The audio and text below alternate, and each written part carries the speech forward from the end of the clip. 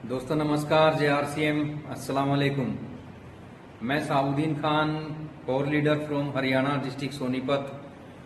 और सबसे पहले मैं धन्यवाद करता हूं यूनिक एजुकेशन सिस्टम का, जिसने मेरे को मौका दिया आप लोगों से रूबरू होने का। और जो है मैं वेलकम करता हूं, आज बहुत सारे नए साथी जो है आज मेरे को लाइव सुन पा रहे हैं, तो आप लोगों का भी वेलकम है। और हमारे पुराने साथी जो भी हैं जो जो लाइव मेरे साथ जुड़े हुए हैं, तो आप लोगों का भी वेलकम है दोस्तों। लेकिन मैं पहले थोड़ी सी बात आप नए साथियों से करना चाहता हूं, क्योंकि जब हम नए साथी पहली बार आपको किसी ना किसी ने यहाँ पे इनवाइट किया होगा, और जब हम पहली बार हमें कोई इस तरह की बातें बताता है और मीटिंगों के बारे में बोलता है, तो हमारे दिमाग में कुछ चीजें आती हैं, जैसे कि भाई ये तो मेंबर बनाने का काम होगा, मेंबर बनाने का काम है, इसमें तो लोगों को जोड़ा जोड़ी का काम करना पड़ेगा, सामान बेचना पड़ेगा। इस तरह की चीजें जो हैं हमारा जो है दिमाग में चलती रहती है, और हम कभी 5 मिनट रुक जाते हैं वेबिनार में और छोड़ के चले जाते हैं, कभी 15 मिनट, कभी 20 मिनट। लेकिन मैं नए साथियों से एक चीज कहना चाहता हूं दोस्तों, कई बार हमारे दिमाग में आता है कि यार ये कल का लड़का हमें क्या सिखा के जाएगा, मेरे पास तो इतनी सारी प्रॉपर्टी है, मैं तो बहुत बड़ा डॉक्टर हूँ, इंजीनियर हूँ। तो दोस्तों अगर हम इस ईगो के साथ यहाँ पे बैठेंगे तो ये बिजनेस हमें समझ में नहीं आएगा। अगर जिंदगी में हमें बहुत आगे बढ़ना है तो दोस्तों 1 घंटा मैं गारंटी दे सकता हूँ कि 1 घंटा मेरे साथ रुक जाएं, आपकी जिंदगी में बहुत बड़ा परिवर्तन हो सकता है। मैंने धीरू भाई अंबानी जी की एक बुक्स में पढ़ा था कि अमीर बनने के लिए पढ़े लिखे होना जरूरी नहीं है, बल्कि अमीर बनने के लिए पढ़ते लिखते रहना बहुत जरूरी है, जानकारियां लेते रहना बहुत जरूरी है। दिक्कत असल में दोस्तों यहीं पे है कि जहाँ पे हमें रुकना चाहिए वहां पे हम रुकते नहीं, और जहाँ पे हमें नहीं रुकना चाहिए वहां पे हम पूरी जिंदगियां लगा देते हैं। जैसे मैं अभी नए साथियों से बातचीत कर रहा हूँ, होता क्या है दोस्तों, आप सोचिए कि हम जब पहली क्लास से प्ले क्लास से पढ़ना सीखना शुरू करते हैं तो 10-15 साल तक हम पढ़ाई लिखाई करते हैं। एक पेशेंस, कितना बड़ा पेशेंस हमारा होता है, हमारे माँ बाप का कितना बड़ा पेशेंस होता है, हमारा खुद का कितना बड़ा पेशेंस होता है। और हम एक ही चीज सोचते हैं कि यार हम जिंदगी में पढ़ लिख जाएंगे, हमें नौकरियां मिल जाएंगी, हमारा बिजनेस में हम कामयाब हो जाएंगे। मैं आप सभी नए साथियों से एक चीज पूछना चाहता हूं दोस्तों, क्या कोई गारंटी है कि कोई नौकरी मिलेगी? क्या कोई गारंटी है कि आप बिजनेस में सक्सेस हो जाओगे? नहीं मेरे भाई, बड़ा अफसोस होता है। मैं बहुत सारे ऐसे दोस्तों को जानता हूं, मैं अपने बारे में थोड़ा सा बाद में बताऊंगा, इसलिए ये चीज आपको बोलना चाह रहा हूं कि जिंदगी में अगर हमें बहुत बड़ा काम करना है, हमें अपने बड़े बड़े बंगलों में रहने का अगर आपका सपना है, बड़ी बड़ी गाड़ियों में घूमने का आपका सपना है, जो है प्लेनों में घूमने का आपका सपना है, तो अपने सपनों को अगर पूरा करना चाहते हो तो दोस्तों उसके लिए थोड़ा सा तो पेशेंस रखना पड़ेगा। और हम सब पेशेंस इतना भी नहीं रखते कि भाई 1 घंटे के लिए चलो मीटिंग में आ ही गए, वेबिनार को हमने शुरू कर ही दिया देखना, तो कम से कम उसको पूरा अटेंड करें, ताकि एक चीज भी अगर जिंदगी में आपको जो दोस्तों समझ में आ गई ना, आपकी जिंदगी को बदल सकती है। मैं जब पहली बार इस तरह की मीटिंग को मैंने एक अटेंड किया था, एक बात ने मेरी पूरी जिंदगी को बदल के रख दिया था, जो भी मैं आपको साथ डिस्कशन करूंगा। तो पढ़ाई लिखाई ये सारी चीजें मैं मना नहीं करता, पढ़ते लिखते रहना, सारी चीजें जो है करते रहे अपनी जिंदगी में। लेकिन मेरे भाई आज मैं देख रहा हूँ लोगों को, लोग डिप्रेशन में हैं, लोगों की नौकरियां चली गई, लोगों के बिजनेस खत्म हो गए। आप सारे हालातों से वाकिफ है, मैं उसमें ज्यादा जाना नहीं चाहता।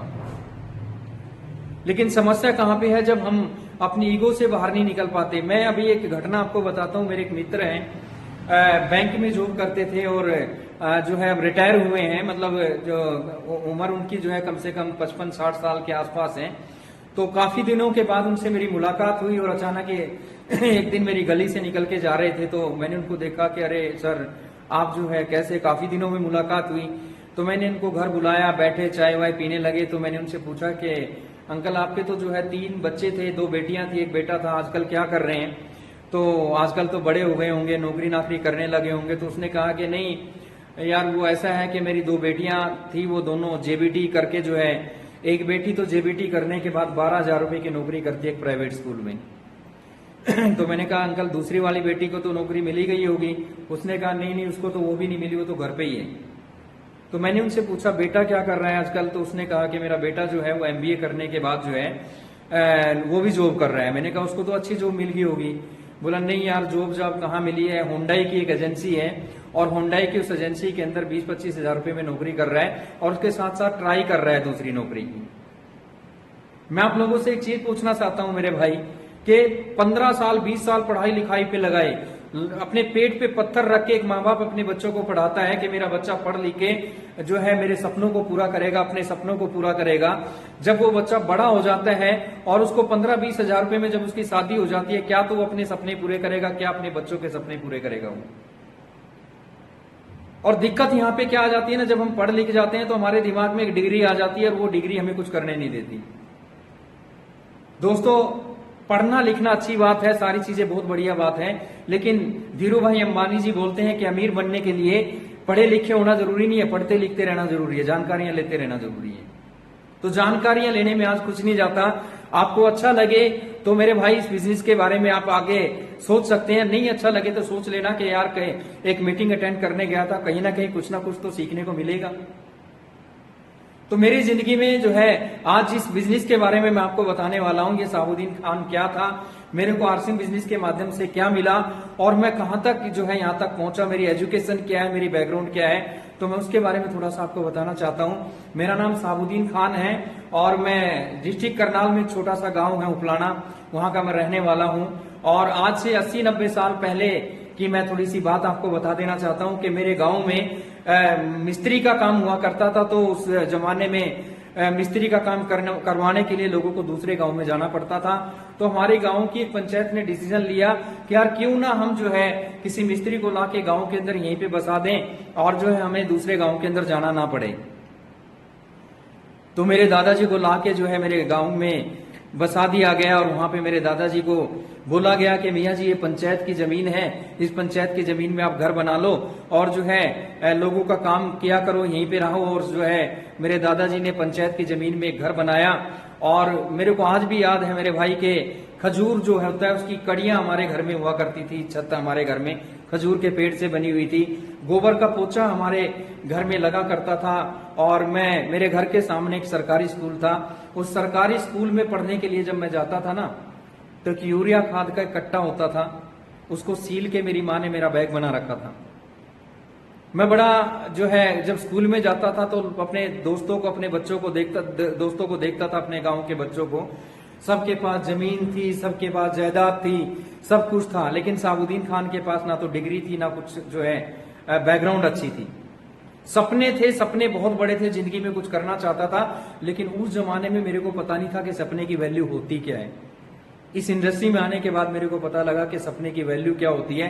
दोस्तों, वाकई में ही जिंदगी में अगर किसी इंसान का कोई सपना नहीं है, आपका अगर कोई गोल नहीं है, आपका कोई ड्रीम अगर नहीं है, तो आप जिंदगी जो है ना बस वैसे जी रहे हैं। तो जिंदगी में अपना गोल सेट करिए और जिंदगी में सपने देखना शुरू करिए। और सपने जो है, लोग बोलते हैं आरसिंह के लोग तो लोगों को सपने दिखाते हैं। हाँ, हम लोगों को सपने दिखाते हैं, लेकिन सपने दो प्रकार के होते हैं मेरे भाई। एक तो सपना होता है जागती हुई आंखों से देखा गया सपना, जब आप अपने बच्चे से पूछते हो कि बेटा क्या बनना चाहते हो, आपका बेटा बोलता है कि पापा मैं इंजीनियर बनना चाहता हूं, मैं डॉक्टर बनना चाहता हूं। वो बच्चा सपना देखना शुरू करता है, धीरे धीरे करके बड़ा होता है और धीरे धीरे करके अपने सपने की तरफ बढ़ता है। और हो सकता है कि अपने सपने को वो अचीव भी कर ले, क्योंकि उसका सपना था, उसने अपने सपने को देख के काम करना शुरू किया है। दूसरा इंसान वो होता है मेरे भाई जो सोती हुई आंखों से देखता है सपने, जैसे वो रात को सो जाता है तो वो बन जाता है महाराजा, वो बन जाता है जो है पूरी स्टेट का मालिक, यानी कि सीएम बन जाता है रात को सोते हुए सपने में। और टूटी हुई वो चारपाई और वो खटिया पे सोता रहता है, और जैसे ही सुबह उसकी आंखें खुलती है तो मेरे भाई वही खटिया होती है और वही चारपाई होती है, और सपना खुलते ही हमारे जो है आंखें खुलती है, हमारे सपना जो है चकनाचूर हो जाता है। तो मेरा कहना यह है कि दोस्तों, जिंदगी में सपने देखना बहुत जरूरी है। तो मैं ड्रीमर बहुत बड़ा था, लेकिन मेरे को खुद नहीं पता था कि ड्रीम की वैल्यू क्या होती है, क्योंकि मैं छोटा था। तो जिंदगी में मैं किस तरीके से आगे बढ़ा, उसी के बारे में थोड़ा सा रोशनी डालना चाहूंगा। कि मेरे स्कूल में एक पार्टी थी उस समय पे, और उस पार्टी में एक फोटोग्राफर आया हुआ था। उस जमाने के अंदर फोटोग्राफर की एक वैल्यू हुआ करती थी। तो मेरा अचानक से एक ड्रीम बना कि मैं भी फोटोग्राफर बनूंगा। अचानक से क्या हुआ कि मैंने उस फोटोग्राफर से बात की कि अंकल मैं काम सीखना चाहता हूं, मेरे को फोटोग्राफी सिखा दो। उसने कहा तुम तो बच्चे हो, अपने घर से किसी को लेके आओ, उनसे बात करेंगे। मैं अपने बड़े भाई को लेके जो है उस फोटोग्राफर के पास लेके गया। उस फोटोग्राफर ने मेरे को कहा कि ठीक है तुम आ सकते हो, और मैं फोटोग्राफी का काम सीखने लगा। दोस्तों मेरे को उस याद है उस जमाने में मेरे पापा ने मेरे को साइकिल लेके दी। मेरे गांव से 12 किलोमीटर दूर एक कस्बा था असंध। मैं काम सीखने के लिए फोटोग्राफी का उस साइकिल पे जाता था। सुबह 5 बजे उठता, नहा धो के जब 6 बजे निकलता। सर्दियों के दिनों में हाथ सुन हो जाया करते थे मेरे, और कई जगह जो है रास्ते में हाथों को सेकता था जहां पे आग जलती होती थी। कुछ बुजुर्ग लोग वहां पे होते थे। तो मैं जो है जब वहां पे पहुंचता और फोटोग्राफर की दुकान पे जाके जो है मैं झाड़ू लगाता, उसके शीशों को साफ करता, और 4 साल तक मैंने फोटोग्राफी का काम कंप्लीट किया, सीखा। मेरे को जो है आज याद है दोस्तों, फोटोग्राफर का काम होता था लोगों की मैरिज में मूवी बनाना। मैं मूवी बनाने के लिए जब फोटोग्राफर की जो काम करने के लिए जो है मैं जब मूवी बनाने के लिए मैरिज में जाते थे तो मेरे को हेल्पिंग का काम मिलता। मैं लाइट पकड़ के रखता था साथ में, और एक दुकान मेरे को खोलनी होती थी, मेरे को ही बंद करनी होती थी। एक दिन गलती से चाबी मेरे पास रह गई और सुबह हमें किसी की शादी में जाना था। मूवी कैमरा अंदर पड़ा हुआ था, और तो लेट होने की वजह से मेरे को आज भी याद है कि मेरे उस्ताद ने मेरे को इसलिए मारा था, इसलिए थप्पड़ मारे थे मेरे को कि तुम आज इतनी लेट क्यों आई। गरीबी क्या होती है मेरे भाई, मैंने बड़े नजदीक से देखा, और अमीरी के चोंचले क्या होते हैं वो मैं भी आपको थोड़ी देर में बताने वाला हूँ।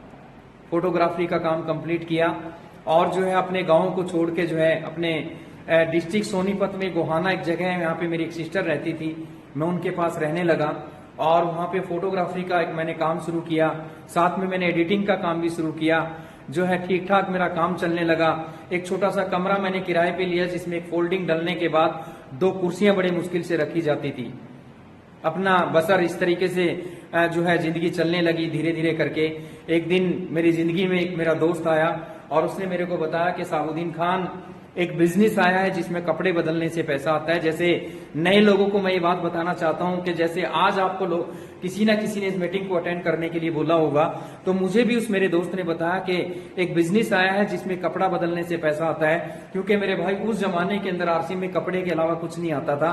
सिर्फ पैंट शर्ट आती थी, गत्ते की एक किट आया करती थी, 1500 रुपए से इसको ज्वाइनिंग किया जाता था, 1300 रुपए से इसको ज्वाइनिंग किया जाता था। तो जैसे ही उसने मेरे को बोला तो तुरंत मेरे दिमाग में वही चीज चलने लगी जो आज कुछ लोगों के दिमाग में चल रही होगी। अच्छा यार, ये तो मेंबर सेंबर बनाने का काम है, इसमें तो लोगों को जोड़ना पड़ेगा, इसमें तो जो है सामान जो है घर घर जाके बेचना पड़ेगा। ऐसी चीजें मेरे दिमाग में भी चलने लगी। तो लेकिन मैंने उसकी बात को नहीं सुना। मैंने उसको कहा कि मेरे को आज के बाद इस बिजनेस के बारे में मत बताना, क्योंकि मैं इन चीजों के बारे में मैं इनको करना ही नहीं चाहता। एक दिन अचानक से मेरे को उठा के जो है झूठ बोल के एक मीटिंग में लेके गया।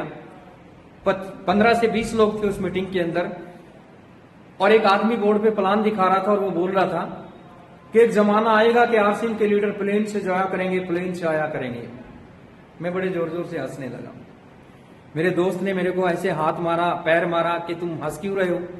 मैंने कहा यार मैं इसलिए हंस रहा हूं, ये बंदा इतनी लंबी लंबी फेंक रहा है कि बिना पैसे लगाए करोड़ों कमा लोगे, और जो है प्लेन से जाया करोगे, प्लेन से आया करोगे, तो और तुम लोग इसकी बातें सुन रहे हो। मैंने उसकी बात पे विश्वास नहीं किया। उन लोगों ने उस जमाने में जो है उस बिजनेस को शुरू किया, लेकिन मैंने उस दिन भी इस बिजनेस को ज्वाइनिंग नहीं किया। अचानक एक दिन वो मेरे घर आए और अपने पापा को लेके, उनके पापा की मैं बहुत इज्जत करता था, अंकल है मेरे वो, और उन्होंने कहा कि बेटा हम तेरे पैसे नहीं मार लेंगे, तुम इतना नहीं कर सकते, हमारे लिए ज्वाइनिंग नहीं कर सकते। तकरीबन लोगों ने आरसीएम बिजनेस के अंदर इसी तरीके से ज्वाइनिंग किया, किसी की शर्म में, किसी के प्रेशर में। बहुत कम लोग हैं जिन्होंने खुद अपने मर्जी से आरसीएम बिजनेस को शुरू किया होगा। तो मैंने भी ऐसे ज्वाइनिंग लगाई।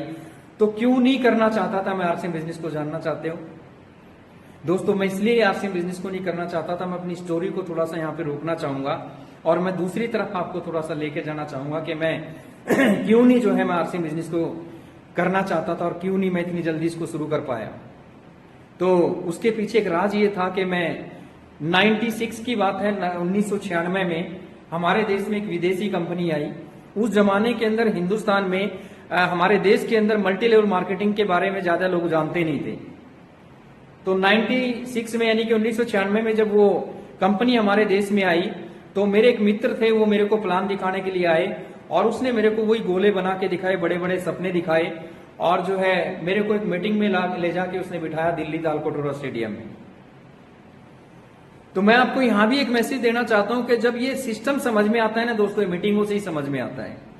जो एक्सपीरियंस होल्डर जो लोग हैं, जब हम उनको सुनते हैं तो उनके एक्सपीरियंस से हमें बिजनेस समझ में आता है। आज जो लोग आप मीटिंग अटेंड कर रहे हो, अभी तो हम वेबिनार के माध्यम से, जब तक ये कोरोना की दिक्कत है, उसके बाद जो मैं एक यहाँ पे एक पॉइंट आपको बोल देना चाहता हूं, जो आदमी ये मानता है कि मैं बिना मीटिंग के इस बिजनेस में कामयाब हो जाऊंगा, वो लिखवा के ले जाना जिंदगी में कभी सक्सेस नहीं हो सकता। बिना मीटिंग के, बिना सेमिनारों के, बिना जानकारी लिए आप इस बिजनेस में कामयाब नहीं हो सकते।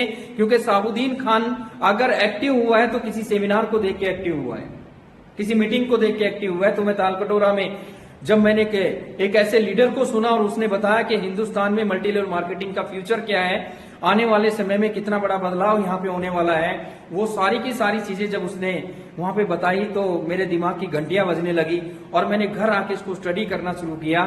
तो मैंने उस कंपनी में काम करना शुरू किया दोस्तों। ये मैं आरसीएम से पहले की बातें आपको बता रहा हूं। क्यों नहीं किया था मैंने आरसीएम, उसकी इसलिए बता रहा हूं। तो मैंने उसमें काम करना शुरू किया, मैंने रात दिन उसमें मेहनत की और लगा रहा, सारी चीजें हुई और जो है धीरे धीरे करके मेरा फोटोग्राफी से फोकस हट गया और मेरा काम, वो काम जो है बंद होने लगा और फोटोग्राफी का काम मेरा बिल्कुल लगभग खत्म की कगार पे आ गया। मेरे माँ बाप मेरे से नेगेटिव हो गए।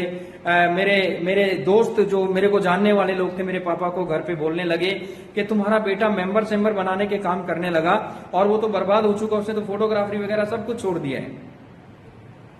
तो उस जमाने के अंदर जो है मेरे मम्मी पापा ने जो है सोचा कि हमारा बच्चा जो है गलत रास्ते पे शायद चला गया, इसकी शादी कर देते हैं, जिम्मेदारियां पड़ेगी तो सुधर जाएगा।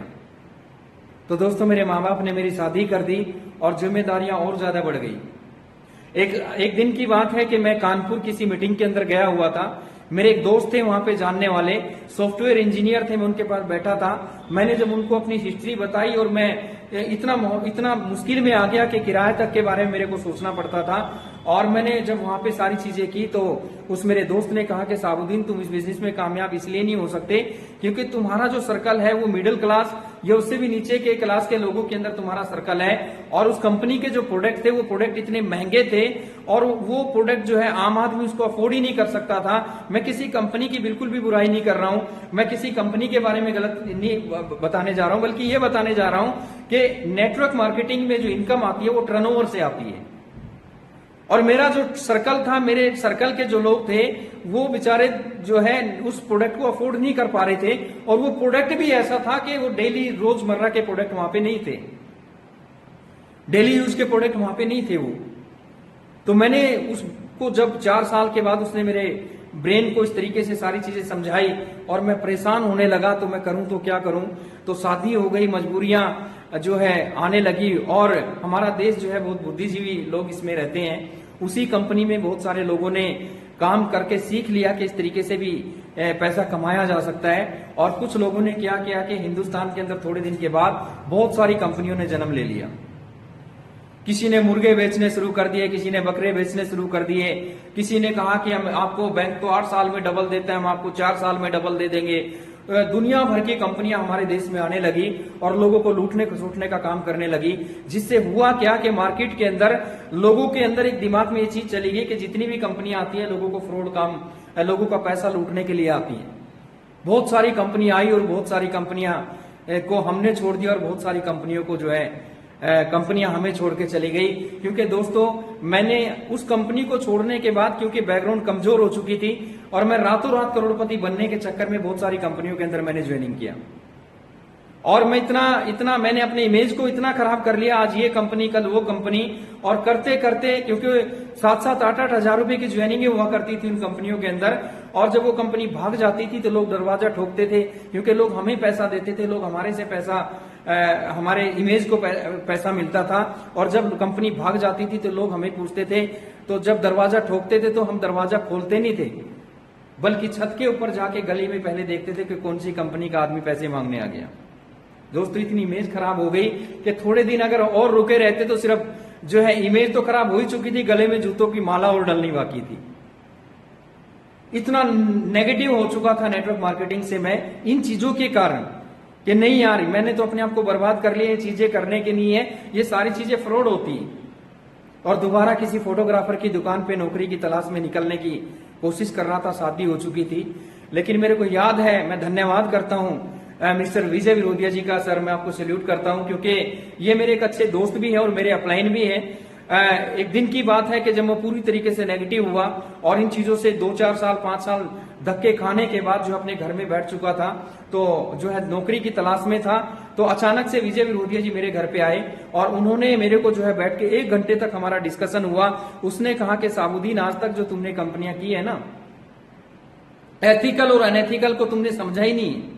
एथिकल और अनएथिकल में उन्होंने मेरे को सारी चीजें विजन क्लियर किया मेरे को इस चीज के बारे में। और जब आरसिम का प्लान उन्होंने मेरे को बताया, आरसिम के प्रोडक्टों के बारे में उन्होंने बताया, तो मेरे को तुरंत मेरे सॉफ्टवेयर इंजीनियर दोस्त की याद आई, जिसने कहा था कि दोस्त ये प्रोडक्ट जो है आपके मतलब का नहीं है, क्योंकि इंडियन रेट, इंडियन कल्चर के हिसाब से अगर प्रोडक्ट होगा तो ही आप उसमें जो है इंडिया के अंदर आप कामयाब हो सकते हो, नहीं तो आपके लिए बड़ी मुश्किल हो जाएगी। जब आरसिम के प्रोडक्टों के बारे में मेरे को बताया गया, कुछ प्रोडक्ट बाद में लॉन्च हो गए। जब मैंने ज्वाइनिंग की तो सिर्फ कपड़ा था, लेकिन 2-3 साल तक मैंने आरसिम बिजनेस को किया नहीं। 2-3-4 साल के बाद कुछ प्रोडक्ट आने लगे, तो मैंने देखा कि यार यहाँ तो इंडियन रेट, इंडियन कल्चर के हिसाब से सारी चीजें हैं, इसमें तो हम कामयाब हो सकते हैं। तो मेरा विजन क्लियर हुआ, और जब विजन क्लियर होने के बाद जो है सर विजय विरोधिया जी जो है चले गए, और मेरी मिसेज मेरे को देखने लगी और मेरे को कहा कि क्या करना है। मैंने कहा कि नहीं, एक बार ट्राई नहीं, अब की बार जो है मेरे को मौका दो, और मैं अब की बार जो है पीछे हटने वाला नहीं। दोस्तों 2 दिन हो गए, मिसेज पूछने लगी आप तो बोल रहे थे करने के लिए, क्या हुआ? तो मैंने कहा कि मैडम पैसे तो है ही नहीं। हालांकि मेरी ज्वाइनिंग हो चुकी थी, क्योंकि मैं फोटोग्राफी का काम मेरा बंद हो चुका था, 1-1 रुपए के लिए मैं परेशान हो चुका था। मेरी मिसिज ने बेचारी ने 500-700 रुपया इधर उधर से रखा हुआ था, तो वो 700 रुपया निकाल के मेरे को दिया, और उसने मेरे को कहा कि ये लीजिए, और जो है मेरे पास तो यही था अगर इससे काम चलता हो तो। याद है मेरे भाई, मैं वो 700 रुपया लेके यमुनानगर में, मेरे एक फ्रेंड थे, मैं यमुनानगर के अंदर बिजनेस करने के लिए गया, और वहां पे उस दोस्त ने मेरे को, जब मैंने उसको प्लान बताया, उसने ज्वाइनिंग किया, और ज्वाइनिंग करने के बाद जो है वो मेरे को कहने लगा कि चलो रुद्रपुर चलते हैं, मेरा एक रिलेटिव वहां पे रहता है। तो मैं वहां पे जो है उस रिलेटिव के पास, उसके एक बाइक पे हम गए। सर्दियों के दिनों में बारिश हो रही थी, कपड़े गिल्ले हो रखे थे, और जैसे ही वहां पहुंचे और जो है बड़े आराम से उसने दरवाजा बेचारे ने खोला, चाय वाय पिलाई, और जैसे ही हमने आरसिम की बात करने की कोशिश की, तो उस बंदे ने तुरंत एक ही चीज बोली कि यार देखो, ये मेंबर बनाने का काम अपने बस का नहीं है। अब जो बंदा मेरे को लेके गया था ना दोस्त, वो भी नेगेटिव हो गया। एक ही ज्वाइनिंग हुआ था, वही नेगेटिव हो गया। वहां से मायूस होके वापस लौट के आए। आज छोटी छोटी सी चीजों से लोग जो है बिजनेस को छोड़ के भाग जाते हैं। मैं पुराने साथियों से भी, जो मेरे को सुन रहे हैं, आप लोगों को भी एक मैसेज देना चाहता हूं कि कुछ लोग बोलते हैं अरे यार ये तो पहले जुड़ गए थे इसलिए करोड़पति बन गए, आज कुछ नहीं है। अरे मेरे भाई, मैं आपको ये कहना चाहता हूं कि अगर उस जमाने में आप लोग जुड़ जाते और आरसिम को छोड़ जाते तो जिंदगी में कभी आरसिम नहीं कर पाते। जितने चैलेंज उस समय पे थे, तो वहां पे बंदा छोड़ के चला गया। ये तो एक छोटा सा चैलेंज। दूसरा चैलेंज आपको बताता हूं। फिर हम, एक ऑफिसर थे वहां पे, हम उसको बार बार आरसिम के बारे में बताते। एक दिन वो बोलता है कि चलो यार तुम आज अपना शोरूम मेरे को दिखा के लाओ। हम उसको लेके गए, हम गलियों में से निकल के एक पिकअप सेंटर पे पहुंचे। तो उस समय पे आरसिम में जो है, क्योंकि कपड़ा ही हुआ करता था, तो 2-4 प्रोडक्ट लॉन्च हुए थे। तो एक अलमारी के अंदर थोड़ा सा सामान रखा, उसमें 4-5 किटें रखी, और उसके ऊपर भी धूल जमी हुई थी। हमने उसको झाड़ झूड़ के उसमें से धूल मिट्टी निकली, और वो हमारी तरफ देख रहा है, वो दोस्त मेरे को देख रहा है, मैं उसको देख रहा हूँ, और वो ऑफिसर हमें बोल रहा है कि यार छोड़ो इसको, टाइम खराब मत करो, चलो अपना शोरूम दिखा के लाओ। अब हम उसको क्या बताएं कि दोस्त यही हमारा शोरूम है। हमारे पास कोई एग्जाम्पल नहीं हुआ करते थे, हमारे पास कोई ऐसी चीजें नहीं हुआ करती थी जिससे कि हम लोगों को मोटिवेट कर सकें। आप सोचिए कि कितने चैलेंज के साथ हम लोगों ने उस समय पे किस तरीके से हमने आरसिम बिजनेस को किया होगा। ना कोई पिकअप सेंटर है, ना कोई एग्जाम्पल है। तो खैर कुछ दिनों तक काम किया, और वो 700-800 रुपया जो मेरे पास था वो खत्म होने लगा। और मैंने सोचा कि चलो पैसे का, मैंने दोबारा से कुछ पैसे लेके इधर उधर से इकट्ठे करके फिर बाहर निकलूंगा फील्ड में। चलो कई दिन हो गए, घर चलते हैं। मैं रिटर्न आया अपने घर, पानीपत चौराहे पे खड़ा अपने घर में, घर आने के लिए। तो यहाँ पे जो लोकल लोग, हरियाणा पंजाब के लोग समझ सकते हैं, पानीपत में गोहाना चौक है, वहां पे इसलिए खड़ा था क्योंकि मेरे पास 3 रुपया कम था, किराया पूरा नहीं था अपने घर आने के लिए। अपने घर आने के लिए किराया पूरा नहीं था मेरे पास। और जब मैं सोचने लगा इन चीजों के बारे में, तो तो दोस्तों अब मेरे साथ दूसरी घटना, एक तो ये कि किराए के बिना खड़ा हूं अपने घर आने के लिए, और उन्हीं दिनों में हमारे घर पे एक बिटिया जन्म ले चुकी थी, किसी कारणवश मुंह का जो है माँ का दूध नहीं पीती थी। तो दूसरी घटना क्या घटी, इससे ज्यादा मैं आपको और क्या बताऊं मेरे भाई। मेरी बिटिया जो है दूध पीती, माँ का नहीं पीती थी, बाहर का हम उसको दूध पिलाते थे। मेरी मिसिज को दूध पिलाने के लिए 1 लीटर दूध खरीदना था, 25 से 30 रुपया चाहिए था। 20-30 रुपए की जरूरत मेरी मिसिज को थी, लेकिन वो भी पैसा मेरी मिसिज के पास नहीं था। मेरे अपने परिवार में, अड़ोस पड़ोस में से ही हमारा परिवार रहता था, मैं उनका नाम नहीं लेना चाहता, उनके पास पैसे के बारे में जाती है कि मेरी बिटिया रो रही है, मेरे को 1 लीटर दूध खरीदना है, मेरे जब वो आएंगे तो मैं आपको लौटा दूंगी। मेरी मिसिज को 30 रुपया मिल तो जरूर गया दोस्तों, लेकिन उसको टॉन्ट कसे गए कि भाई आने दो उसको, आवारागर्दी में घूमता है, वो जो है केले का ठेला क्यों नहीं लगा लेता, वो ये क्यों नहीं कर लेता, वो मजदूरी क्यों नहीं कर लेता। तो यहाँ पे जो है मेरे को टॉन्ट कसे गए, लेकिन मैं बड़ा, आंखों में मेरे आंसू थे, तो मेरे को ऐसा लगने लगा कि शायद मैं इस सिस्टम के अंदर कामयाब नहीं हो सकता। लेकिन दोस्तों यहाँ पे मैं धन्यवाद करता हूं उस खुदा का कि मेरे को ऐसी पत्नी मिली कि उसने मेरा सपोर्ट किया, और उसने मेरे को देखने के बाद कहा कि खान हिम्मत मत हारो, मैं तुम्हारे साथ खड़ी हूं। और यहाँ पे आप लोगों को भी एक मैसेज मैं देना चाहता हूं मेरे भाई, अगर आप आरसी में सक्सेस होना चाहते हो तो अपनी फैमिली को इन्वॉल्व करो। आज क्या हो रहा है कि मिसिज काम कर रही है तो पति नहीं करने देता, पति कर रही है तो पत्नी नहीं करने देती। हम मेंबर बनाने का काम इसको समझते हैं। मेरा कहने का मतलब ये है मेरे भाई, अगर तुम इस बिजनेस में कामयाब होना चाहते हो और तुम्हारे घर में तुम्हारे मम्मी पापा सिस्टर जो भी एक ज्वाइंट फैमिली के अंदर आप लोग रहते हो, तो सबसे पहला काम ये करे कि अपनी पूरी फैमिली को एक मीटिंग जरूर अटेंड कराएं, पूरी फैमिली को। अगर तुम्हारी फैमिली मीटिंग अटेंड नहीं करेगी और आप अकेले लगे रहोगे तो आप लिख लेना, इस बिजनेस में कामयाब नहीं हो सकते, आप कहीं ना कहीं फंस के खड़े हो जाओगे।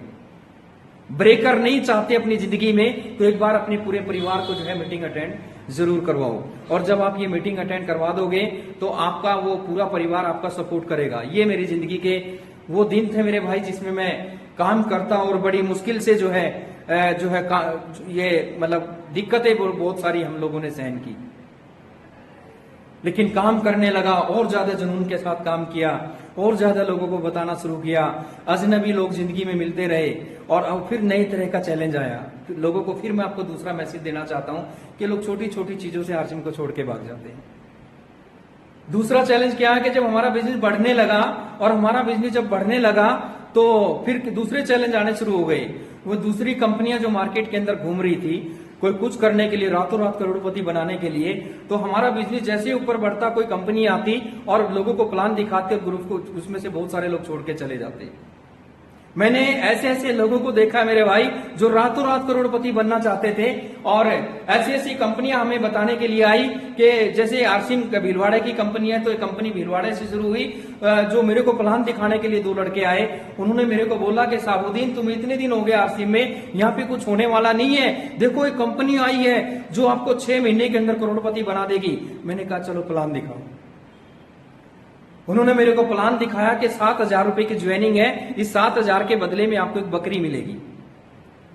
और मैंने कहा ठीक है 7,000 में बकरी मिल गई तो फिर इससे कैसे करोड़पति। उसने कहा बकरी 6 महीने में जो है 6 बच्चे देती है, और उसके बाद जो है उसके बकरी 6 महीने में 2 बच्चे देती है, और फिर उसके बाद वो बच्चे 6 महीने में बड़े हो जाते हैं, फिर उनके बच्चे, फिर उनके बच्चे। और मुंगेरी लाल के हसीन सपने दिखा के एक प्लान बताया, और बताया कि ये आपको जो है इस तरीके से करोड़पति बना देगी। क्योंकि मैं सही और गलत को समझ चुका था उस समय तक। मैंने कहा भैया मेरे को तो ये थोड़ा ही बहुत है, मैंने उनको मना कर दिया। और थोड़े दिन के बाद पता चला कि ना तो वहां पे भीलवाड़े के अंदर बकरी का पता, ना बकरी वालों का पता। अब कुछ लोगों ने देखा कि यार ये बकरी वाले तो बढ़िया फ्रॉड कर रहे हैं, बढ़िया लोगों से पैसा कमाने लग रहे हैं, चलो हम भी इनके पेटेंट पे दूसरा काम शुरू करते हैं। फिर एक दूसरा प्लान दिखाने के लिए कोई आया, उसने कहा अरे यार साबुद्दीन खान वो बकरी बुकरी वाले तो बेकार हैं, वो तो 6 महीने में करोड़पति बनाते हैं आपको, हम तो आपको 3 ही महीने में करोड़पति बना देंगे। मैंने कहा तुम भी बताओ भाई। अब उन्होंने दूसरा प्लान दिखाया कि सर वो तो जो है बकरी पालते हैं, हम सुअर पालते हैं, बकरी तो 2 बच्चे देती है, और हम जो है हमारा सुअर जो है 12 बच्चे देता है, और वो आपको 3 महीने के अंदर करोड़पति और मुंगेरी लाल के हसीन सपने दिखाते गए। मेरे को आज भी याद है, एक शर्मा जी हुआ करते थे पानीपत से मेरे भाई, वो BMW ब्लैक गाड़ी के अंदर जो है मेरे को चेक दिखाने के लिए आए कि देखो साबुद्दीन, मैंने आरसीएम को इतने दिन किया, मेरा इतने का चेक था, और आज आरसीएम बिजनेस को छोड़ के मेरा इतने रुपए का चेक है। मैंने कहा कोई बात नहीं भाई, तुम करोड़पति सही, मेरे को थोड़ा ही बहुत है, लेकिन मेरे भाई 2 या 3 साल के बाद ही मैंने पानीपत के अंदर उसको गोलगप्पे बेचते हुए देखा है। तो मेरे भाई पेशेंस के साथ और सब्र के साथ, अगर हम ईमानदारी के साथ अगर हम किसी सिस्टम को करेंगे तो जो है आपको जीवन में बहुत सारी जो है कामयाबी मिलेगी। आपको दुनिया की कोई ताकत आपको कामयाब होने से नहीं रोक सकती। ये तो थे मेरे वो बुरे दिन, जिन चीजों के साथ मैंने काम किया और बड़ी मुश्किल के अंदर मैंने इन कामों को जो है डटा रहा, और बहुत सारे चैलेंज मेरी जिंदगी में आते रहे। कंपनी आई, किसी कंपनी को ने हमें छोड़ दिया और किसी कंपनी को हमने छोड़ दिया, लेकिन थक चुके थे और फिर दोबारा से डिसीजन लिया, किसी अच्छी कंपनी की तलाश में थे, और वो तलाश खत्म हुई आरसीएम में आने के बाद। और लगातार जब से आरसीएम बिजनेस को शुरू किया उसके बाद मेरे भाई इस तरीके से दोनों तरफ लगा के काम करना शुरू किया और मेहनत करनी शुरू करी। बहुत सारे लोग हमारे साथ काम करने के लिए आए और बहुत सारे लोग इस बिजनेस को छोड़ के चले गए, लेकिन हम लगातार इस बिजनेस के अंदर काम करते चले गए। आज ये साबुद्दीन खान, जिस साबुद्दीन खान के पास पेशेंस रखने का जो खुदा ने जो है मेरे को, हम सब लोगों को, जिन जिन लोगों ने पेशेंस रखा उनको क्या मिला उसके बदले में, पेशेंस रखने के बदले में वो क्या मिला मैं आपको बताता हूं। जो साबुद्दीन खान कभी अपने बच्चों को 20 रुपए का दूध खरीदने के लिए तरसता था, अगर आज मैं अपनी पूरी सिटी का भी दूध खरीद लूं, पूरी सिटी से दूध खरीद लूं, तो भी मेरे को पैसे के सोचने के बारे में जरूरत नहीं है। जिस साबुद्दीन खान को छोटे से कमरे में फोल्डिंग डालने के बाद 2 कुर्सियां रखी जाती थी, आज अगर ये साबुद्दीन खान जिस सिटी के अंदर रहता है, छोटे से कमरे के अंदर किराए में रहता था, आज मेरा जो घर है लगभग 2 करोड़ रुपए की कीमत से मैंने अपना घर बनाया। आज जिस हाल में खड़ा होकर जो मैं मीटिंग ले रहा हूं ना मेरे भाई, ये मेरा खुद का मीटिंग हाल है, क्योंकि आज मैं अपनी पूरी सारी चीजें आप लोगों को नहीं दिखा सकता। मेरा अपना खुद का एक यूट्यूब चैनल है साबुद्दीन खान एजुकेशन के नाम से, उस पे मैं अपनी वो वीडियो आपको डालूंगा, उस पे दिखाऊंगा अपना वो ड्रीम हाउस के नाम से मैंने अपना घर बनाया, जिसमें पहली मंजिल पे जो है मीटिंग हॉल है, और दूसरी मंजिल पे मैं खुद रहता हूं, और तीसरी मंजिल पे गेस्ट हाउस है, और चौथी मंजिल के ऊपर मेरा स्विमिंग पूल है। एक छोटा सा सपना जो साबुद्दीन खान कभी जिंदगी में सोच नहीं सकता था कि हम यहां तक पहुंच जाएंगे। 1-1 रुपए का जो है, जो लोग उस समय पे जो लोग मजाक उड़ाते थे, मेरे रिश्तेदारों ने मेरी मजाक उड़ाई, मेरे पड़ोसियों ने मेरी मजाक उड़ाई, लोग जो है तरह तरह की बातें जो है मेरे बारे में बोलते थे कि ये तो लोगों को मेंबर बनाने का काम करता है, न जाने क्या क्या है। आज हम कामयाब मेरे भाई इसलिए नहीं हो रहे हैं क्योंकि लगे हुए हैं 3-4 साल से 5 साल से, लेकिन वहीं पे घूम रहे हैं। अब लोग हमें देख रहे हैं, अरे यार जब तेरा ही कुछ नहीं हुआ तो मेरा क्या करेगा। अरे मेरे भाई खुद को सक्सेस करके दिखा दो, लोग लाइन लगा के तुम्हारे पीछे आएंगे। मेरे को एक स्टोरी याद आ रही है, स्टोरी नहीं बल्कि एक मेरी घटना मैं आपको बताता हूं कि क्या हुआ कि जो लोग मेरी मजाक उड़ाते थे ना, मेरे घर में मेरे बेटे ने जन्म लिया। जब मेरे को 30-30 रुपए के लिए तरसाया गया, दूध के पैसे मेरे पास नहीं हुआ करते थे, मन में एक आग लगी थी कि इन लोगों को जवाब दूंगा, एक कामयाबी का तमाचा इन लोगों के मुंह पे मारूंगा। किसी के साथ लड़ो मत मेरे भाई, अगर जिंदगी में किसी का कुछ करना है, अगर जिंदगी में किसी को जवाब देना चाहते हो तो कामयाब होकर दिखा दो, उसके मुंह पे तमाचा खुद लग जाएगा। मैं उनको जवाब देना चाहता था, तो मैं उनको जवाब देना चाहता तो मेरे घर में एक बेटा हुआ, मैंने उसका बर्थडे का प्रोग्राम रखा। लगभग 2 से 3 हजार लोग मेरे बेटे के बर्थडे में आए। आरसीएम के लोग जो है कश्मीर से लेके और पूरा इंडिया से लोग मेरे बेटे के बर्थडे में आए। हमारे लोकल में जो सिटी में मैं रहता हूँ, यहाँ पे डीएसपी थे, एक डीएसपी बदन सिंह राणा जी, वो मेरे बेटे के बर्थडे पे आए, और एक डीएसपी थे हमारे सफीदों से, वो मेरे बेटे के बर्थडे पे आए। हमारा लोकल प्रशासन सारा मेरे बेटे के बर्थडे में आया। आदरणीय सुरेंद्र जी वंश, राकेश शर्मा, विजय विरोधिया जी, ये सारे के सारे मेरे अपलाइन, मेरे अच्छे दोस्त भी थे और सारे मेरे अपलाइन भी थे, मेरे बेटे के बर्थडे में आए। और मेरे रिलेटिव भी यहाँ पे आए। एक साइड में खाना चल रहा था, उस खाने के अंदर मध्यम एक म्यूजिक चल रहा था, जिए जा आरसीएम के संग। एक तरफ डीजे लगा हुआ था, रोड के ऊपर गाड़ियों की लाइन लगी हुई थी। अब जो लोग दुकानें खोले हुए बैठे थे सड़क के ऊपर, जिनकी दुकानें थी, जो लोग मेरा मजाक उड़ाते थे, वो देखने लगे कि यार ये साबुद्दीन खान तो वो आदमी है जो छोटे से कमरे में किराए पे रहता था, आज इसने क्या कर दिया, इतने बड़े बड़े ऑफिसर, इतना बड़े बड़े लोग इसके बच्चे के बर्थडे में आए हुए हैं। हैरान होने लगे। मेरे एक रिश्तेदार थे जो बहुत ज्यादा चिढ़ते थे आरसीएम बिजनेस से, वो सब लोग मेरे बेटे के बर्थडे में जब आए तो हम लोगों ने क्या किया हुआ था, एक पैंट और एक शर्ट उसको पैक करवा रखा था। जो भी हमारे मेहमान थे हम उसको एक एक गिफ्ट वहां पे दे रहे थे। तो फंक्शन खत्म हुआ, सब लोग चले गए, हमारे जो रिलेटिव थे वो भी जाने लगे। उसमें से वो रिलेटिव जो हमारा बहुत ज्यादा मजाक उड़ाता था वो भी हमारे सामने आया। मेरी मिसिज के पास गया और मिसिज को बोलने लगा कि बहन जी चलते हैं, इजाजत दो। तो मेरी मिसिज ने गिफ्ट उठाया पैंट शर्ट का, उसको देने लगी। तो उस जमाने में 1500 रुपए की ज्वाइनिंग होती थी। तो उसने रिश्तेदार जो चिढ़ता था हमारे से, आरसिम से चिढ़ता था, मजाक उड़ाता था, उसने भी जेब में हाथ डाल के 1500 रुपया मेरी मिसिज को देने लगा। तो मेरी मिसिज ने कहा कि भैया ये क्या है? उसने कहा कि बहन मैं भी आरसिम करना चाहता हूं, ये 1500 रुपए क्या मेरे को भी ज्वाइनिंग करा दो। तो मेरी मिसिज ने कहा कि भैया आप तो आरसिम को जान तो लो पहले, आप तो इसकी मजाक उड़ाते थे, इसे चिढ़ते थे, पहले इसको जान तो लो। अब वो दोस्त क्या बोलता है, क्योंकि 2 दिन से यहाँ पे देख रहा था, जहां पे खाना चल रहा था टेंट के अंदर, वहां पे भी चल रहा था जिए जा आरसिम के संग। जहां पे डीजे चल रहा था वहां पे भी चल रहा था जिए जा आरसिम के संग। रोड पे गाड़ियों की लाइन लगी हुई थी। अब वो मेरी पत्नी कहती है कि भैया पहले इसको जानकारी ले लो।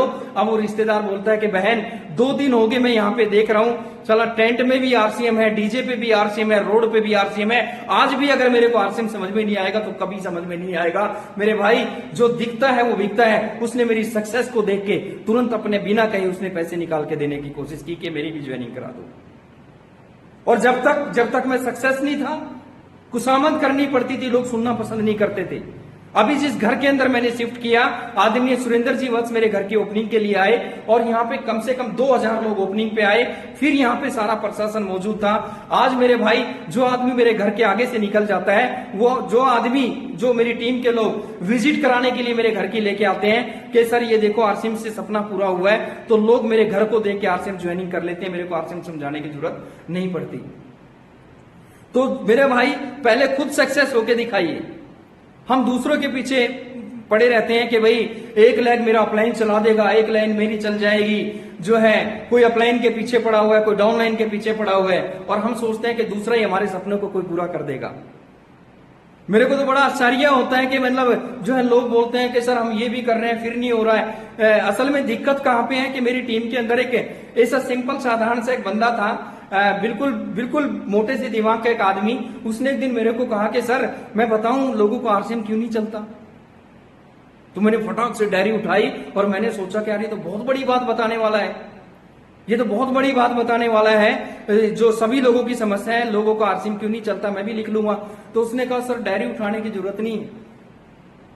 तो मैंने कहा यार इतनी बड़ी बात बताने जा रहे हो। तो उसने कहा सर डायरी उठाने की जरूरत नहीं है, मैं बताऊं लोगों का आरसीएम क्यों नहीं चलता। मैंने कहा बताओ। उसने कहा लोग करते ही नहीं। तो लोगों को आरसीएम क्यों नहीं चलता? क्योंकि लोग करते ही नहीं। आपने आरसीएम को ज्वाइनिंग कर लिया तो समझ लिया कामयाब हो जाओगे क्या? अरे मेरे भाई ऐसा नहीं है। आरसीएम को ज्वाइनिंग करने से आरसीएम नहीं चलता। आपने स्कूल में एडमिशन ले लिया, स्कूल में ही ना अगर आप जाओगे तो क्या पास हो जाओगे क्या? आपकी जॉब लग गई, आप ड्यूटी पे नहीं जाओगे तो आपको तनख्वाह मिल जाएगी क्या? आप जिंदगी में सपने पूरा करना चाहते हो और उसके लिए समय नहीं निकालना चाहते हैं। बोलते हैं 1 घंटे की मीटिंग अटेंड करनी, और यार समय नहीं है। अब मेरे को तो कई बार हंसी आती है आज भी। कई बार मतलब जो है इस लॉकडाउन के अंदर इस जो कोरोना का जो सिस्टम पूरे हिंदुस्तान नहीं बल्कि पूरी दुनिया में कहर इसने मचाया हुआ है, और कई लोगों को तो अब भी फोन करते हैं तो बोलते हैं सर बिजी हैं। अरे किसको धोखा दे रहे हो मेरे भाई? आप हमें धोखा नहीं दे रहे हो, बल्कि अपनी जिंदगी को धोखा दे रहे हो, अपने बच्चों को धोखा दे रहे हो। अपने घर में रह के भी हम बहाने बना रहे हैं कि हम तो जो है बिजी हैं। कहां पे बिजी हैं मेरे भाई? आज भी अगर हम नहीं समझे, आज भी अगर हम नई इन चीजों को, आज मल्टी लेवल मार्केटिंग जिस तेजी के साथ आगे बढ़ रहा है, आज हर मामला जो है नीचे की तरफ है, लेकिन ये जो सिस्टम है बहुत तेजी के साथ ऊपर की तरफ बढ़ता हुआ जाने लग रहा है। तो इसको समझने की कोशिश करें। क्या है आरसीएम बिजनेस? अरे मेरे भाई क्या है RCM business? Manufacture to customer, यानी कि जो नए साथी हैं, मैं आप थोड़ा सा आपको बता देना चाहता हूं कि करोड़ों रुपए की मैंने बात कर दी। ये पैसा कहां से आता है? आप सोचते होंगे कि मेंबर बनाने से पैसा आता है। अरे भाई इसको समझने की कोशिश करें। मैं मोटा मोटा आपको बता देता हूं, बाकी जिसने मीटिंग अटेंड करने के लिए आपको बोला है तो उससे आप इसको समझ लेना। पहले क्या होता था, एक फैक्ट्री होती थी, एक मैन्युफैक्चर होता था, उसने 100 रुपए की चीज बनाई, बिचौलियों के माध्यम से गुजरते हुए जब वो ग्राहक तक पहुंचती थी तो 100 रुपए की चीज हमारे तक आते आते 200 रुपए की हो जाती थी। मानते हैं आप इस चीज को? आप सोचते होंगे यार ये 100 रुपए की चीज 200 में मिली है, कोई बात नहीं, बिचौलियों के भी तो बच्चे हैं। आप जितना सोचोगे उस तरह का आइडिया आपके दिमाग आपको देगा। आपको थोड़ा सा दर्द होना चाहिए इस चीज को लेके कि आपने 100 की चीज बनाई कंपनी ने, आप तक पहुंचते पहुंचते 200 रुपए की हो गई, आपका बीच में चला गया 100 रुपया। कोई खास दर्द नहीं हुआ, लेकिन आज मैं थोड़ा सा दर्द करूंगा अगर समझने की कोशिश करेंगे तो। दूसरा सवाल करता हूं, 1000 रुपए की चीज बनी, आपको कितने में मिलेगी? बिचौलियों के माध्यम से आके 2000 की। बिचौलियों में कितना चला गया? 1000। कुछ दिक्कत हुई? थोड़ी बहुत नहीं हुई कुछ लोगों को। चलो, अगर 10,000 रुपए की चीज कंपनी ने बनाई, बिचौलियों के माध्यम से आप तक जो है 20,000 रुपए की पहुंची, तो आपका बिचौलियों पे कितना चला गया? 10,000। कुछ दर्द हुआ? नहीं हुआ ना? चलो, थोड़ा सा नहीं हुआ अभी तक कुछ लोगों को। अगर 1 लाख रुपए की चीज बनी कंपनी में, बिचौलियों के माध्यम से तक आते आते अब तक कितने की हो गई? 2 लाख रुपए की। बीच में कितना चला गया? 1 लाख रुपया। कुछ दर्द हुआ? अगर एक इंसान 60-70 साल की जिंदगी जीता है और वो मजदूरी भी अगर करता है ना मेरे भाई, वो पूरी जिंदगी में 1 करोड़ रुपया तो कमा ही लेता होगा। लेकिन क्या उसके पास होता है? नहीं होता मेरे भाई। उसने अपनी जिंदगी में 1 करोड़ रुपया कमाया और 50 लाख रुपया बिचौलियों को दे दिया। 50 लाख रुपया बिचौलियों को दे दिया। हमारी कंपनी ने मल्टी लेवल मार्केटिंग में ये सिस्टम क्या कहता है, आरसीएम बिजनेस क्या कहता है कि हमने बिचौलियों को सबको बीच में से निकाल दिया और माल बना के सीधा ग्राहक तक पहुंचा दिया, और ये जो बीच का पैसा था ये आपको रिटर्न कर दिया। ये आप ही का पैसा हमारी कंपनी आपको रिटर्न कर देती है। क्या हम कोई गुनाह कर रहे हैं? क्या हमें ये पैसा, अपना पैसा वापस नहीं लेना चाहिए? अभी तो हमारे देश के प्रधानमंत्री जी बोल के गए हैं कि स्वदेशी का प्रोडक्ट अपनाओ, और वो हमारे देश के लिए बोल के गए हैं। कुछ लोग बोलते हैं कि अंग्रेजों के टाइम पे हम भी होते तो 2-2 हाथ कर लेते। मेरे भाई क्या कर लेते? 2-2 हाथ। सोच के देखो मेरे भाई, आज इन चीजों के बारे में अगर हम गहराई से सोचेंगे ना, मैं तो कई बार अपने सेमिनार मीटिंग में बोलता हूं कि मैंने रामदेव जी की एक सीडी सुनी थी, और उस काफी पहले सुनी थी रामदेव जी की एक सीडी। उसमें रामदेव जी बोलते हैं कि अगर विदेशों से काला धन आ जाएगा तो हमारे देश में चांदी की सड़कें बन जाएगी और सोने की लाइटें लग जाएंगी। मैं साबुद्दीन खान आपको गारंटी दे सकता हूं, इससे कितने फायदे होंगे अगर हिंदुस्तान का हर आदमी आरसीएम बिजनेस का प्रोडक्ट खरीदना शुरू कर दे, अपने स्वदेशी प्रोडक्ट को खरीदना शुरू कर दे, तो इससे फायदा क्या होगा? काला धन आएगा नहीं आएगा मेरे को नहीं पता, लेकिन एक गारंटी मैं जरूर दे सकता हूं, अगर हर इंसान ईमानदारी से यहां से प्रोडक्ट लेना शुरू कर दे और ये बिचौलियों का पैसा वापस आना शुरू हो जाए, तो यहाँ पे जो है ना, चांदी की सड़कें नहीं बल्कि सोने की सड़कें बन सकती है और सोने की लाइटें लग सकती है मेरे भाई। आप सोच के देखिए, आप एक गांव के रहने वाले हैं, आपके एक गांव के अंदर 5 लाख रुपए का खर्च डेली होता है, उसमें से 2.5 लाख रुपया बिचौलियों के पास चला जाता है। अगर 5 लाख को 30 दिन से गुना करें तो कितना हो गया? उसका 50% निकाल के देखो। अगर आपके गांव के विकास में लग जाएगा तो क्या आपको किसी मंत्री संतरी के पीछे घूमने की जरूरत पड़ेगी? नहीं मेरे भाई। हमारे आरसीएम बिजनेस करने से दूसरा पहला फायदा तो क्या है कि आपको ये पैसा तो मिलता ही है फाइनेंशियली, आपको जो जिस चीज के पीछे हम सारी जिंदगी दौड़ते हैं पैसा आपके घर में रिटर्न आता है। दूसरा फायदा क्या होता है कि जब हम यहां से प्रोडक्ट खरीदते हैं तो उसका 100% बिल हमें मिलता है। क्या मिलता है? बिल, जिससे हम अपने देश की सेवा कर सकते हैं, हम अपने देश के प्रति वफादार रह सकते हैं। आज एक चीज बताइए, जितने भी लोग हम मार्केट से सामान खरीद के लाते हैं, कितने लोग हैं जो बिल लेके आते हैं? नहीं लेके आते। यहां से जब सामान खरीदोगे तो आपको बिल मिलेगा। ये कितना बड़ा बेनिफिट है, जानना चाहते हो? आप लोगों ने नायक एक पिक्चर देखी होगी जिसमें अनिल कपूर एक दिन का सीएम बनता है। वो बोलता है सीएम बनते ही कि मेरे देश के लोगों जहां से सामान खरीदते हो ना, बिल लो। महाराष्ट्र गवर्नमेंट का एक एग्जाम्पल दिखाया था उस पिक्चर के अंदर। तो लोग बिल मांगना शुरू कर देते हैं और शाम को जब हिसाब किताब करते हैं तो 200 करोड़ रुपया महाराष्ट्र गवर्नमेंट के खजाने में जमा हो जाता है सिर्फ बिल मांगने से। देखिए है ना पिक्चर नायक, देखी है, लेकिन उसमें चीजें देखिए, हीरोइन बड़े काम की थी, गाने बड़े अच्छे थे, मैसेज किसी ने नहीं समझा, उसको बड़े ध्यान से देखना। 200 करोड़ रुपया महाराष्ट्र गवर्नमेंट के अकाउंट में जमा हो जाता है। और आज हमारे देश में कितनी स्टेट है मेरे भाई? 30 स्टेट है, 30। और 30 को अगर 200 से गुना कर दिया जाए तो 6000 करोड़ रुपया डेली हमारा टैक्स चोरी हो रहा है। और 6000 करोड़ रुपया डेली अगर मान लेते चोरी होता है तो 6000 करोड़ इंटू में 30 दिन कर दिया जाए तो कैलकुलेटर भी फेल हो जाएगा। इतना मोटा पैसा हमारा वापस देश के काम आ सकता है। हम देश के लिए जो है कुछ कर सकते हैं इस सिस्टम के माध्यम से। पहला फायदा, हमारे घर में जो बिचौलियों के पास पैसा जाता तो वो रिटर्न आएगा। दूसरा फायदा, हमारे देश को टैक्स जाएगा।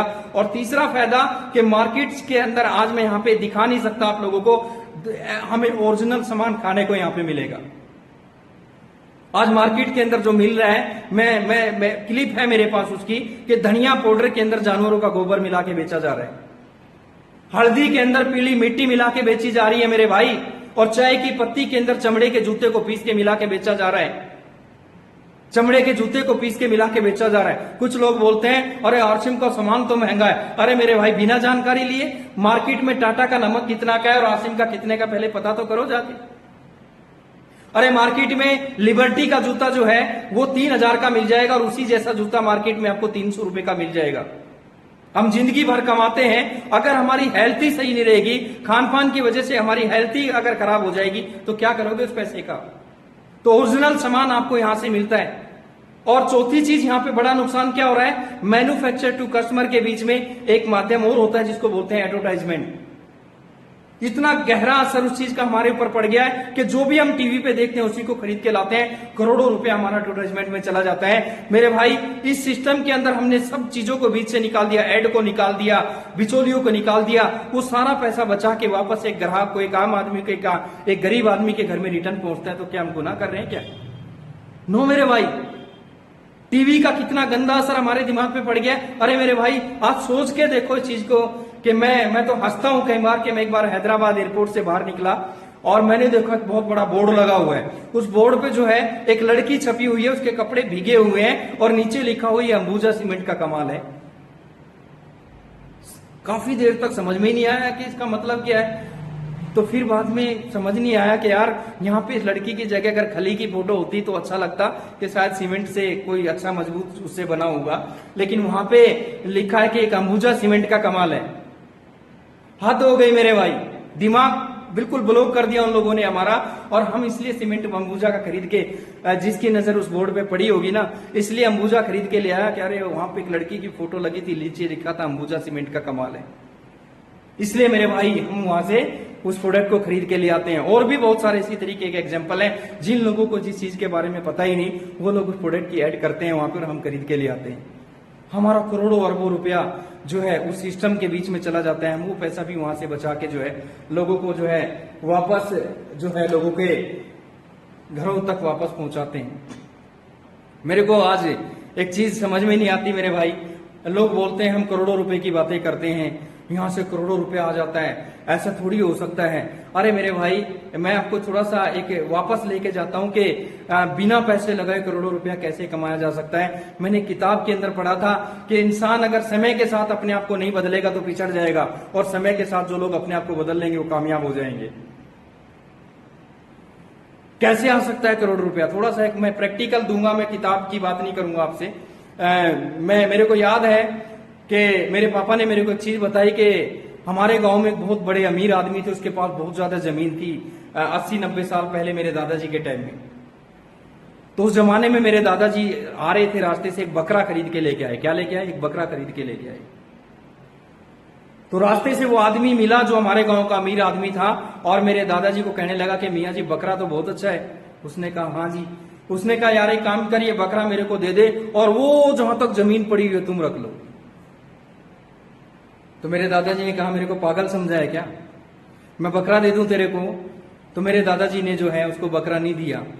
आज मेरे भाई वो जो जमीन मेरे बकरे के बदले में मेरे दादा को मिल रही थी ना, करोड़ों रुपए की जमीन है जो मेरे दादा को एक बकरे के बदले में मिल रही थी, लेकिन उस समय पे उस जमीन की वैल्यू 0 थी और बकरे की वैल्यू ज्यादा थी। जिन लोगों ने 200 रुपए गज में प्लॉट खरीदे हुए हैं ना दोस्त, आज एक प्लॉट भी सही ढंग की जगह पे खरीद लिया, करोड़पतियों की लिस्ट में आ चुके हैं। आज भी आप लोगों को प्लान दिखा रहे हैं लोग आपको, भाई साहब एक प्लॉट खरीद ले।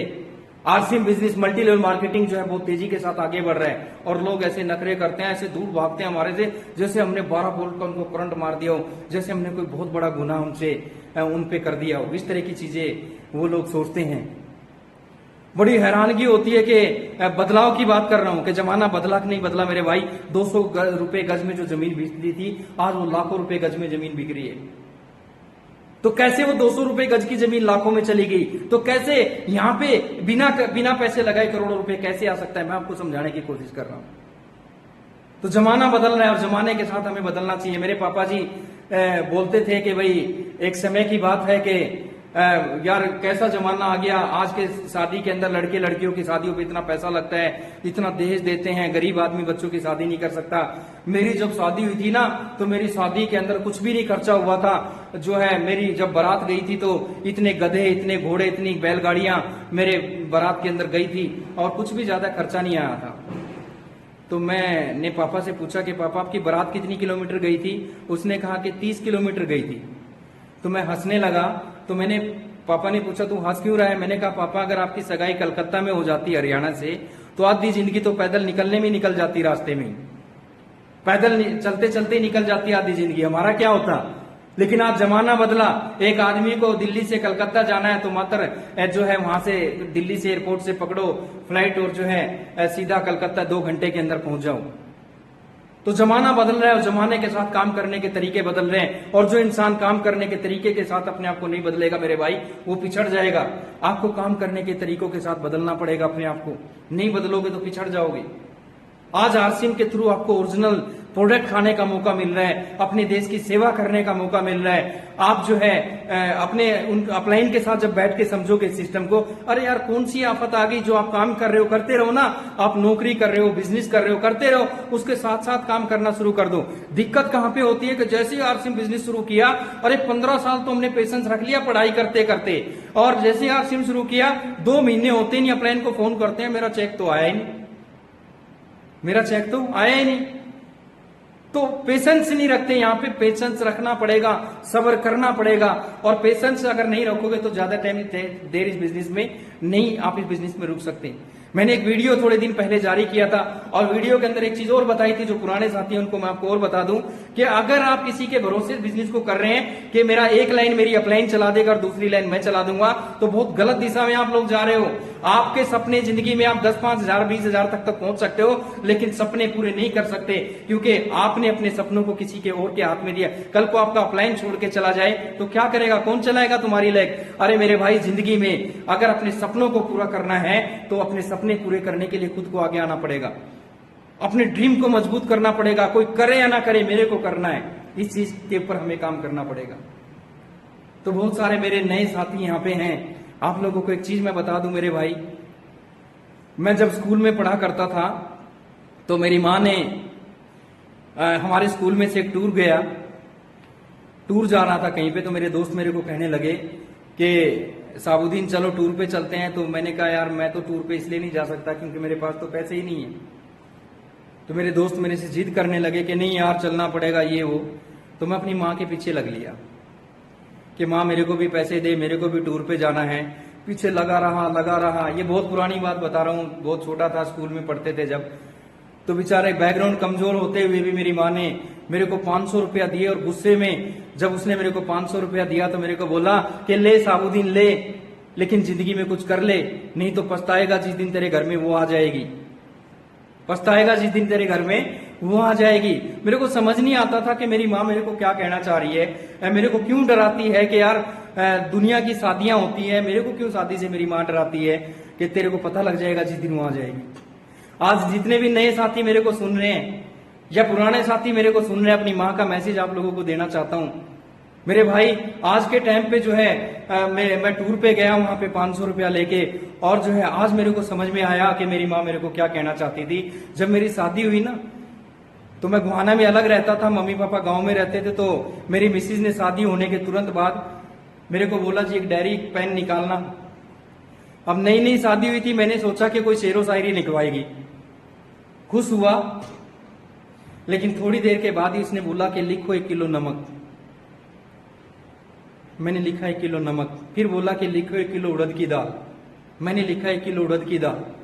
फिर बोला कि लिखो 1 किलो उड़द की दाल। मैंने कहा तेरा दिमाग खराब है, हमारी नई नई शादी हुई है, इसका मतलब ये थोड़ी है कि उड़द की दाल 2 बार लिखवाएगी।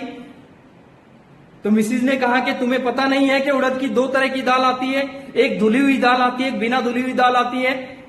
दोस्तों, दिमाग खराब हो गया, क्योंकि जब तक माँ बाप ने कमा के दिया पता नहीं था कि दाल कौन सी आती है। जब खुद कमा के लाना पड़ा तो पता चला कि दाल की 2 किस्म होती हैं।